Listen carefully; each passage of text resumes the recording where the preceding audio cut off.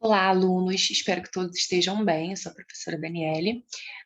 Nós, na aula passada, começamos, né, a conversar sobre o módulo 15, Modernismo em Portugal e no Brasil. Falamos sobre as vanguardas europeias, né? E falamos também sobre o modernismo em Portugal.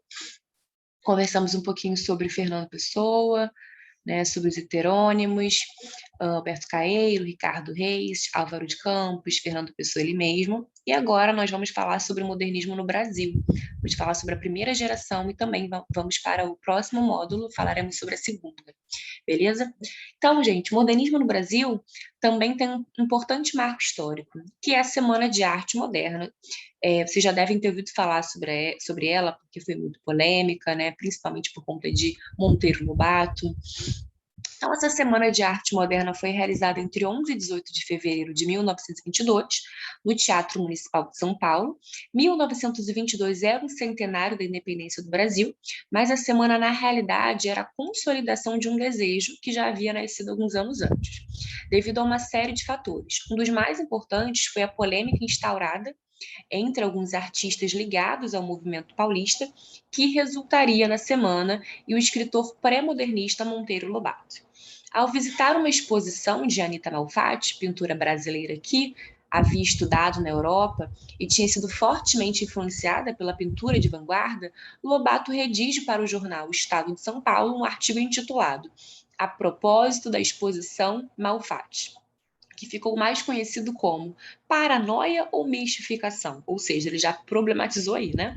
O texto gerou grande polêmica porque nele Lobato defendia que em matéria de arte há apenas uma forma de ver.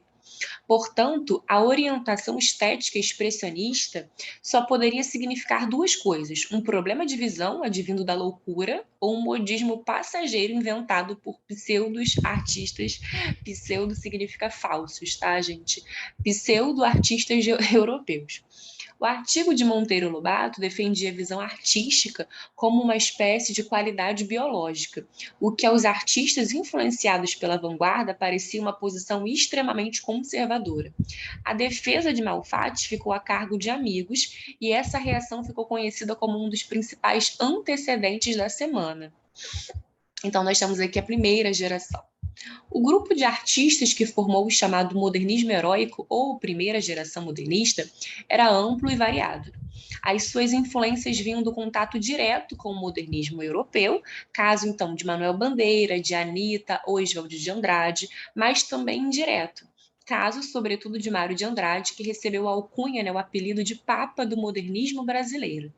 Para além dessa influência europeia, o modernismo no Brasil é identificado como um momento em que se correlacionam questões sociais, pois acelerava-se o processo modernizador que culminaria na queda da oligarquia com a Revolução de 30 e ideológicas, porque já se anteviam algumas ideias que adensariam tensões raciais e consolidariam no nazifascismo. De outro lado, a Revolução Russa de 1917 inspiraria a fundação do Partido Comunista Brasileiro também em 1922. Então, gente, essas questões sociais, né, quando a gente pensa no modernismo, nessas três gerações, né, a gente tem uma escola literária que falava muito sobre a seca, que falava muito sobre a fome, né? Quando a gente pensa, daqui a pouco a gente vai, esse capítulo vai mencionar em forma de crítica o parnasianismo, né? Quando a gente pensa, por exemplo, no parnasianismo, a gente tinha uma escola literária que, de certa maneira, foi criticada, né?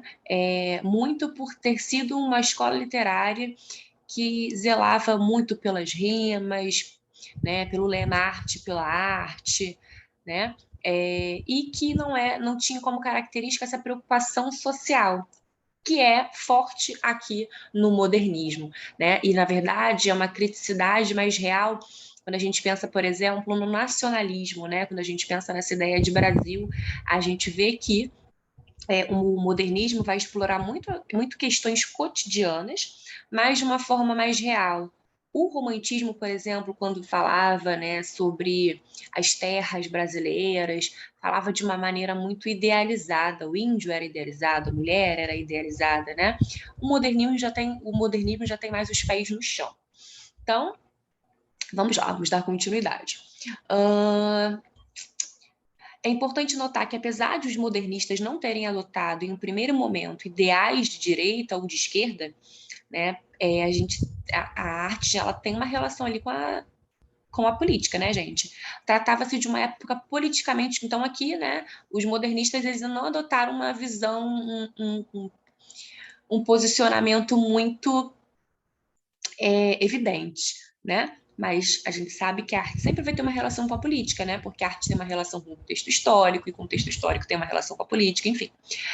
Ou o contrário, né? Então, é importante notar que, apesar de os modernistas não terem adotado, em um primeiro momento, ideais de direita ou de esquerda, tratava-se de uma época politicamente conturbada no país. Entretanto, como os modernistas de 22 continuariam a produzir, avançando a década de 40, Mário de Andrade morreu em 45. Deve-se considerar que suas obras tardias refletem o adensamento de tais tensões, especialmente quando se estabelece o Estado Novo e o Brasil passa a flertar oficialmente com o fascismo. A Semana de Arte Moderna contou com a participação de artistas radicados no eixo Rio-São Paulo em apresentações musicais, leituras de poemas e exposições. É conhecido o episódio retratado por Mário de Andrade 2 décadas depois, no qual, enquanto recitava poemas no palco do teatro, a plateia gritava a ponto de ele não conseguir ouvir o que Paulo Prado lhe bradava da primeira fila, ou seja, né? Outro momento tenso foi quando Ronald de Carvalho declamou em meio à gritaria o poema Os Sapos, de Manuel Bandeira, que ridicularizava o parnasianismo.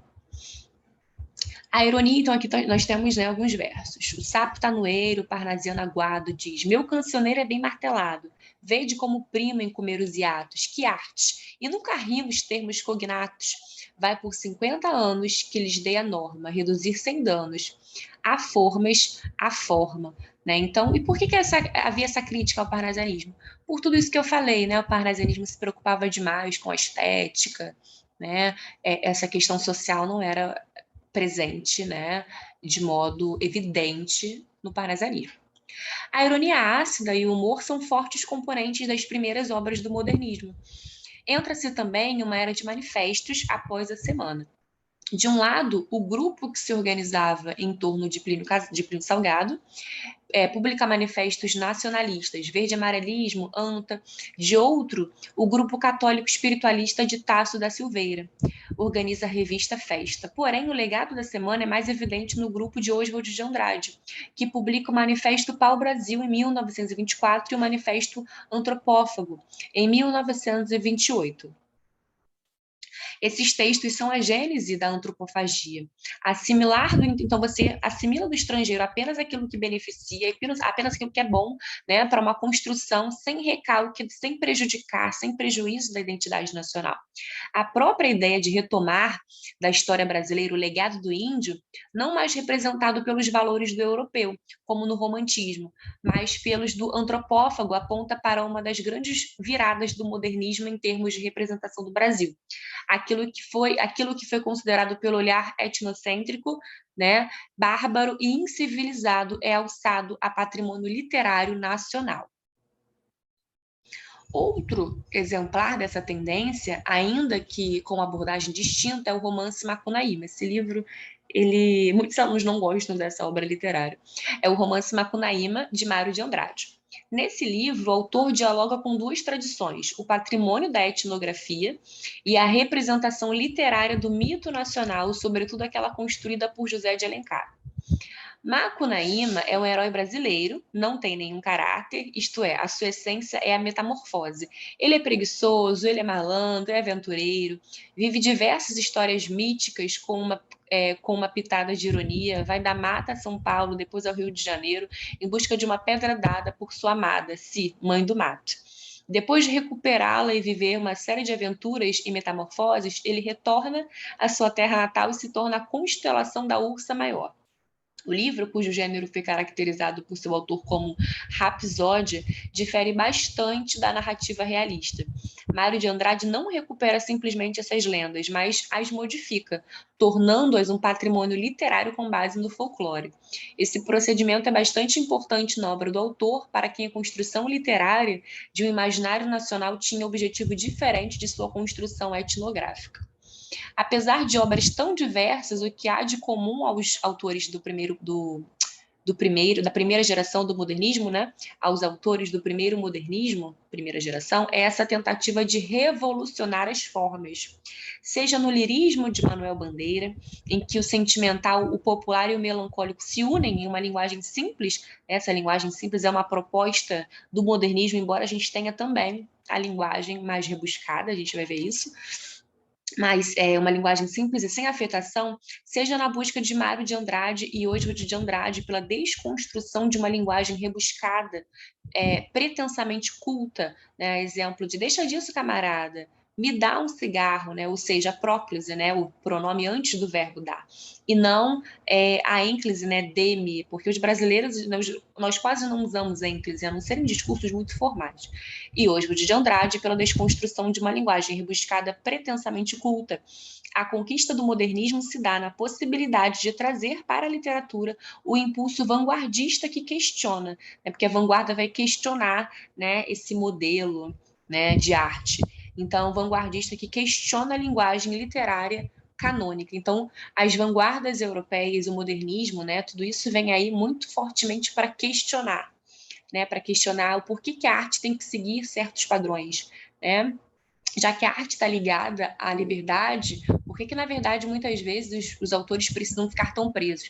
Quando a gente para pensar, né, gente, tal autor pertence a que escola literária? Ele é barroco. Então ele precisa falar sobre, ele precisa usar na linguagem dele certas figuras de linguagem, por exemplo, como paradoxo, como hipérbato. Então ele também tem que falar sobre o homem que está ali no impasse, religião versus carpe diem, né?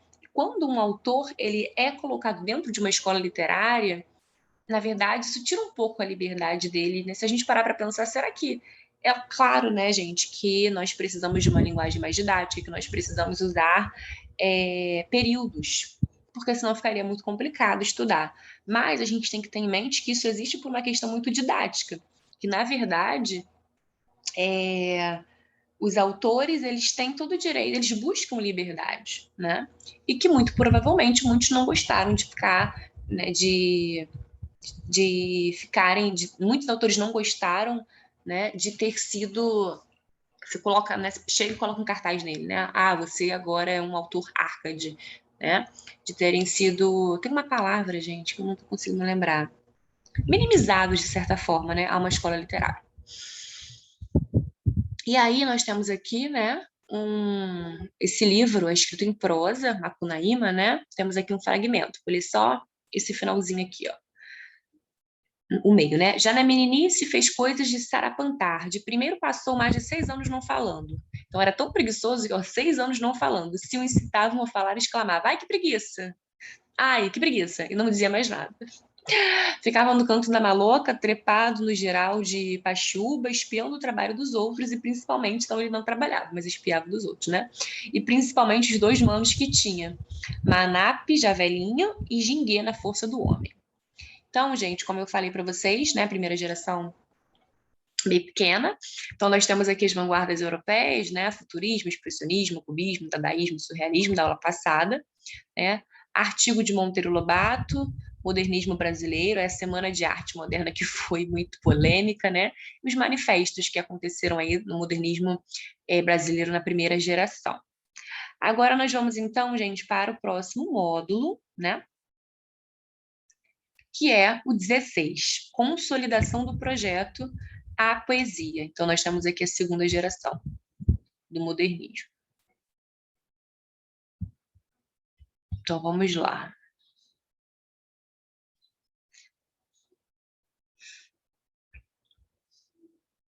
Então, ó. Diferentemente da anterior, a segunda geração do modernismo não se constituiu propriamente como um movimento organizado, uma vez que as datas são bastante arbitrárias. Por exemplo, o primeiro livro, considerado parte do romance, do chamado Romance de 30, A Bagaceira, de José Américo de Almeida, foi publicado em 28, mesmo ano de Macunaíma, de Mário de Andrade, que é obra da primeira geração. Da mesma maneira, na poesia, o primeiro livro de Drummond, Alguma Poesia, foi publicado em 30, mesmo ano em que Manuel Bandeira lançou Libertinagem. O que houve nessa virada de década foi o processo de consolidação de algumas conquistas do primeiro modernismo, que à altura de 30 já perderam um pouco seu poder de choque, porque o choque ele é inicial, né, gente? Isso possibilitou aos autores mais liberdade para criar e pesquisar formas. Do ponto de vista histórico, as tensões que se estabeleciam no horizonte se adensavam. 30, afinal, é o ano da derrubada da oligarquia. Entre 37 e 45, além do estabelecimento do Estado Novo no Brasil, aconteceria a Segunda Guerra Mundial, né, que começou em 39. Trata-se, portanto, de um período conturbado para o Brasil e para o mundo e que, consequentemente, vai impactar a produção artística da época. Então, esses poetas da segunda geração vão falar muito sobre essa violência, né, sobre essa guerra. Alguns historiadores da literatura entendem que a partir de 30 houve uma mudança de tom da produção brasileira. De certo modo, o modernismo teria perdido a sua veia cômica para emergir em uma ironia mais trágica. Essas mudanças não ocorreram da noite para o dia, mas foram emergindo da obra de autores muito distintos. Essa também é uma característica da chamada segunda geração modernista. Há um forte direcionamento do projeto poético individual que parece muitas vezes transpor a ideia de projeto coletivo, minimamente organizado, estabelecida nos anos posteriores à semana. Então, continuando. Na poesia, a segunda geração modernista inclui nomes importantes como Drummond, Cecília Meirelles, Vinícius de Moraes, Murilo Mendes e Jorge de Lima. Ainda que sejam poéticas muito distantes, muito distintas, né, entre si, é possível identificar algumas tendências comuns. Por exemplo, a certa elevação de tom, o que não quer dizer que o coloquialismo tenha desaparecido da poesia desses autores. Lembra que eu falei para vocês há pouco tempo, né, que o coloquialismo vai ser presente no modernismo, mas ele também vai ali coexistir com a linguagem mais elaborada, né? O primeiro livro de Drummond deve bastante a inserção da linguagem cotidiana pelo modernismo, né? Porém, em geral, uma tendência crescente à investigação de temas metafísicos e sociais, como o uso mais moderado do humor, tão característico aos poetas da semana. Além disso, com o caminho liberado dos resquícios parnasianos, os escritores do segundo modernismo puderam se concentrar mais efetivamente na criação de um projeto poético pessoal. Em outras palavras, em encontrar uma dicção poética específica.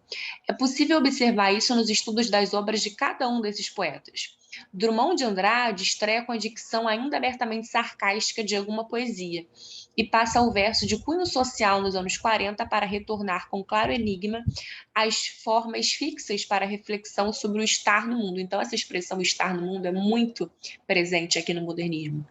Vinícius de Moraes reconhece em sua própria poesia ao menos duas fases, a católica e a do mundo material. A obra de Cecília Meirelles, a Cecília fala muito sobre o tempo, o passar do tempo, né? Olha as minhas mãos, não me reconheço. Também investiga temas filosóficos e históricos, passando pela filosofia oriental e pela leitura da Inconfidência Mineira. Murilo Mendes une forças entre catolicismo e surrealismo, criando uma obra ímpar no Brasil. Jorge de Lima cultiva desde as formas fixas até o verso absurdamente livre, né? O que é o verso livre? É o verso que não tem uma preocupação muito grande com a forma, né? Culminando no experimentalismo de invenção de Orfeu. Tendo passado o primeiro momento de embate mais efetivo, mesmo os poetas da geração de 22 estabeleceram, a partir da metade da década de 30, obras cujas vozes poéticas tornaram-se cada vez mais pessoais. Se a semana e os anos subsequentes a ela abriram um caminho, as décadas de 30 e 40 seriam os momentos de construir sobre o que for então destruído. Vamos então, gente, falar aqui sobre Drummond de Andrade. Então, Carlos Drummond de Andrade, um poeta muito, muito importante. Então, em 1928, Drummond publicou na revista de Antropofagia, o que estabelece seu vínculo com o modernismo de 22. Em 30, editou seu primeiro livro, Alguma Poesia, no qual estão presentes alguns de seus poemas fundamentais, Poema de Sete Faces, No Meio do Caminho, e Infância. Nesse livro, o humor é pautado em um senso de autoironia que torna a obra mais amarga que a maioria dos livros de poemas do primeiro modernismo. Seguem-se a esse primeiro livro Brejo das Almas, Sentimento do Mundo e José. José, né? E agora, José? A luz acabou, a luz apagou, a festa acabou, e agora, José? Que contém o antológico poema homônimo. Né, o nome do poema José. Nesses livros vai se aprofundando o sentimento de intolerância frente ao mundo, ou seja, o mundo vai tornando-se cada vez mais intolerável ao eu lírico, né? Então o homem não consegue caber nesse mundo. Essa sensação de mundo capaz de engolir o eu, que é o que mais ou menos a gente está vivendo, né, gente? Explode naquele que é considerado um dos mais importantes livros do poeta, A Rosa do Povo. Olha a data do livro, 1945, no final da Segunda Guerra, no qual há uma oscilação do poeta entre fazer algo por um mundo em ruínas e reconhecer a sua inutilidade diante dele. Em 1948 é publicada a obra Novos Poemas, em que começa a se desenhar uma nova face do poeta mineiro, né? E o Manuel Bandeira, Carlos Drummond de Andrade vai falar muito sobre Itabira, né, gente? Consolidada em Claro Enigma. Bastante mal compreendido na época de lançamento, esse livro traz uma epígrafe de, né, temos esse nome, não vou pronunciar para não pronunciar incorretamente, os acontecimentos me entediam, em tradução literal. O retorno das formas fixas, junto ao tom filosófico, parece negar a poesia mais abertamente social presente no livro de 45 e completar um processo de intuição sobre o fracasso da linguagem diante da realidade. Nesse sentido, o exemplo mais conhecido é o poema A Máquina do Mundo. O poema inicia com o eu lírico que, no meio de uma estrada de Minas, em fim de tarde, né, recebe a visita da máquina do mundo, uma estrutura mitológica revelada a Vasco da Gama em Os Lusíadas, que detém os segredos do funcionamento da realidade. Ao entrar em contato com a possibilidade de compreender a verdade de tudo, a respeito de tudo, o eu lírico drummondiano age de forma inesperada. Aí a gente tem aqui a máquina do mundo. Vamos ler esse poema. Tudo se apresentou nesse relance e me chamou para seu reino augusto, afinal submetido à vista humana. Mas como eu relutasse em responder a tal apelo assim maravilhoso, pois a fé se abrandar e mesmo não sei. A esperança mais mínima, esse anelo de ver desvanecida a treva espessa, que entre raios do sol ainda se filtra, como defuntas crenças convocadas, preto e fremente, não se produzissem a de novo tingir a neutra face, que vou pelos caminhos demonstrando e como se outro ser, não mais aquele, habitasse de mim há tantos anos, passasse a comandar a minha vontade. Baixei os olhos, incurioso, laço, desdenhando colher a coisa oferta, que se abria gratuita a meu engenho. A treva mais estrita já pousara sobre a estrada de Minas pedregosa, e a máquina do mundo repelida se foi miudamente recompondo, enquanto eu, avaliando o que perdera, seguia vagaroso, de mãos pensas. Então a gente tem aqui a máquina do mundo se foi recompondo. Né? Então a gente tem aqui máquina versus homem, né? Enquanto a máquina do mundo se foi recompondo, eu, que avaliei que eu perdi, seguia vagaroso. Né? Então a gente tem aqui homem versus máquina, máquina que se recompõe, homem que se demora mais, né? Homem, o homem mais humanizado do que a máquina de fato, como é, né?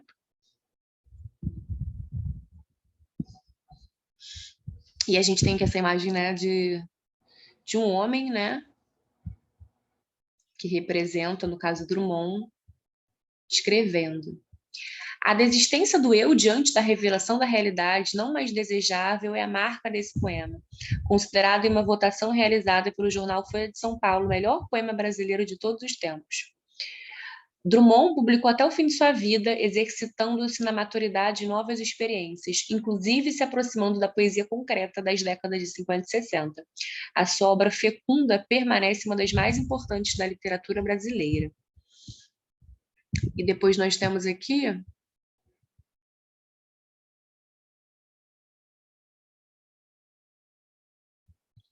a prosa,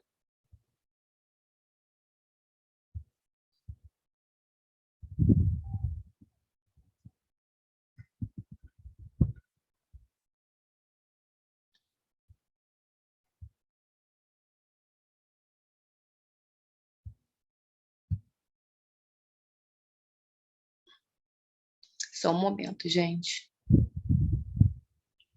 Vamos falar aqui da prosa, né? E aí, na próxima aula, a gente dá continuidade à nossa aula. Então, aqui, a prosa. Na década de 30, o romance brasileiro refloresceu graças a diversos autores importantes com dicções muito específicas. Houve também, nessa época, uma explosão da atividade editorial. Então, a gente chama de prosa, gente, aquilo que é contrário à poesia, né? A poesia, ela não vai até o fim da linha, né? Ela apresenta rima, embora isso não seja obrigatório, né? Porque o modernismo, alguns poetas vão sim usar a rima, né? Mas vai haver uma discussão, né, quanto a isso. Por exemplo, por que se criticava o parnasianismo? Porque o parnasianismo ele levava isso muito ao pé da letra. O modernismo já não vai levar tanto, que não quer dizer que alguns autores, né, alguns poetas e algumas poetisas não podem fazer, né? Eles podem, a liberdade não é só para essa liberdade, não quero ser obrigado, mas posso, né? Tem essa questão. Então, houve também nessa época uma explosão da atividade editorial, tanto de romances nacionais quanto de traduções. Com esse crescimento, houve interesse em escritores que produziam fora do eixo Rio-São Paulo. Àquela altura, a própria ideia de cultura brasileira, era muito impulsionada pelo movimento político, também ajudava a explicar um interesse renovado por realidades à margem do mundo urbano. Por esse motivo, muitos críticos consideram esse o momento do romance regionalista de 30.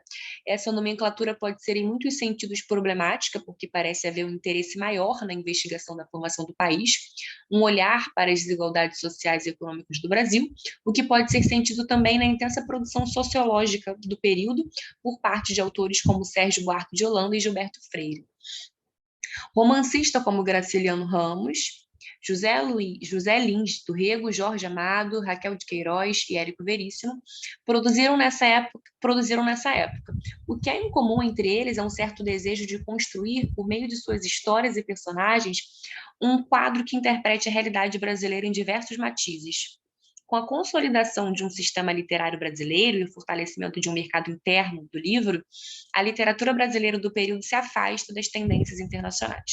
Se na década de 30 a produção internacional vai na contramão do realismo do Brasil, a narrativa linear, o uso da língua dita culta na voz narrativa, diferenciando-se dos personagens, e a crítica social foram muito recorrentes.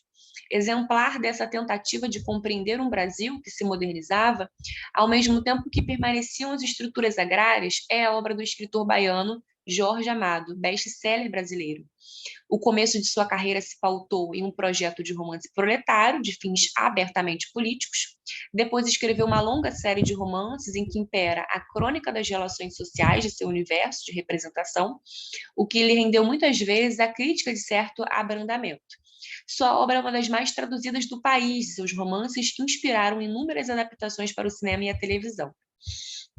Temos aqui, né, então, alguns fragmentos, né, de Jorge Amado. Vou ler só o iniciozinho aqui. Então, realmente nada sentia, acabara-se todo vestígio de dor, de sofrimento, temer ao contratar novamente Gabriela, sua presença recordar o passado, medo de sonhar com Tonico, bastos nu em sua cama, mas nada sucedera. Era como se tudo aquilo tivesse sido um pesadelo longo e cruel. Voltaram as relações dos primeiros tempos, de patrão e cozinheira, ela muito despachada e alegre, a arrumar a casa, a cantar, a vir ao restaurante preparar os pratos do almoço, a descer ao bar na hora do aperitivo para anunciar o menu de mesa em mesa, obtendo fregueses para andar de cima. Então, aqui nós temos essas estrofes, né?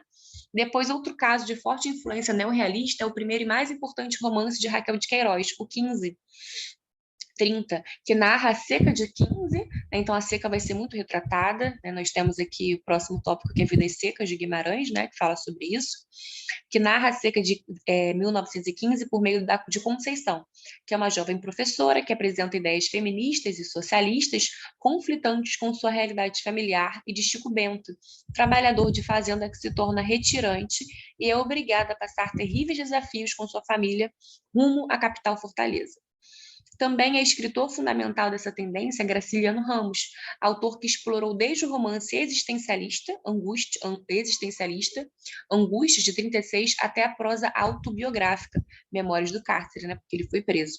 Uma característica essencial da escrita dele é a consciência do problema da representação da voz do outro. Isso fica muito claro na obra Vidas Secas, né? Representar, dar voz àquele que não pode falar, aqueles que estão à margem. Tal problemática fica evidente tanto na construção do narrador em primeira pessoa de São Bernardo, o proprietário de terras, Paulo Honório, incapaz de entender, como Bentinho, em Dom Casmurro, os erros que levaram à decadência de sua vida pessoal, quanto em Vidas Secas, sua obra mais famosa, né? Então,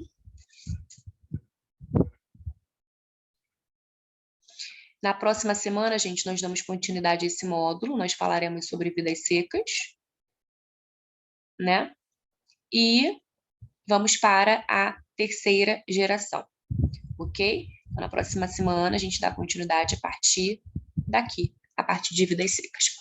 Queridos, é sempre um prazer estar com vocês, espero que vocês fiquem bem, que vocês tenham uma boa semana, bons estudos e até a próxima semana.